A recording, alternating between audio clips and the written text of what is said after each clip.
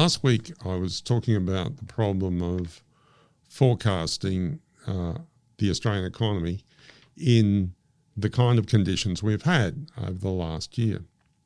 And normally when I do a model of an economy, it's based on things like budget deficits and interest rates, where interest rates are relative to inflation.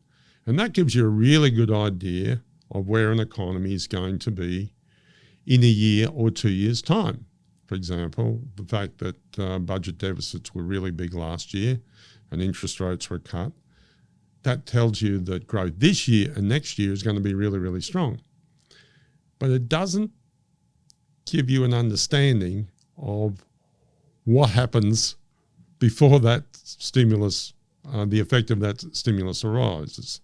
And so what I started to investigate was shorter term indicators like hours worked and their relationship with Australian GDP.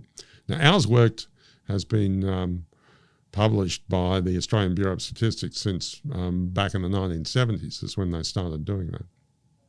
And what we've seen and what I showed last week was that you could see these enormous variations in month-to-month variations in hours worked, which first show how rapidly output fell in the Australian economy and how rapidly it's recovering. And I called these charts of hours worked the Australian V-shaped recovery.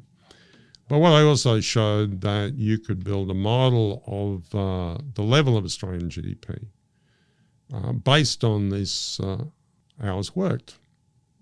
But last week when I finished talking about this, I said that we would be able to estimate the December quarter GDP when the figures for hours worked came out for December in a couple of days' time. So those figures are now out.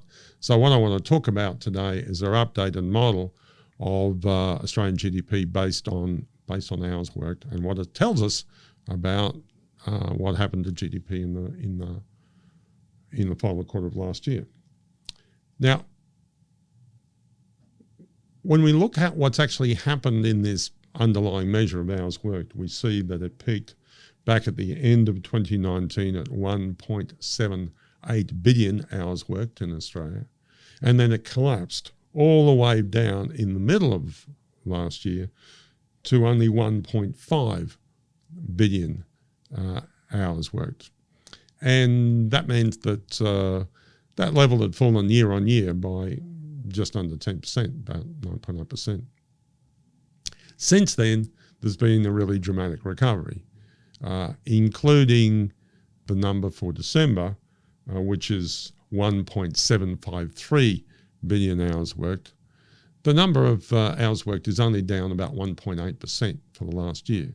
So all of that big fall in output in the Australian economy in the middle of the year has now been recovered by the Australian economy. And we think we'll be able to recover the full amount that was lost last year and maybe get a little bit more in the first quarter of this year.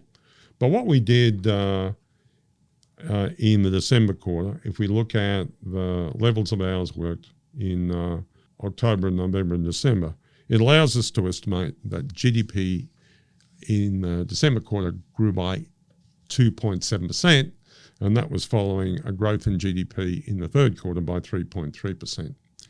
Now, a 2.7% growth rate in the fourth quarter would normally, but that 2.7% would normally be a really good number for a whole year's growth, but we had that in only one quarter.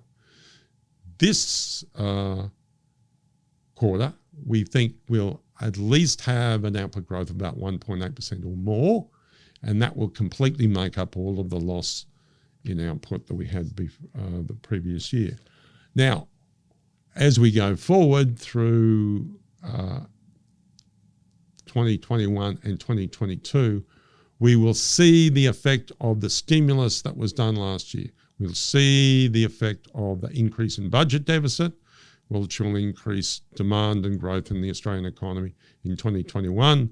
And we'll see that effect of that budget deficit and lower and very low interest rates driving growth in income and domestic output in 2022.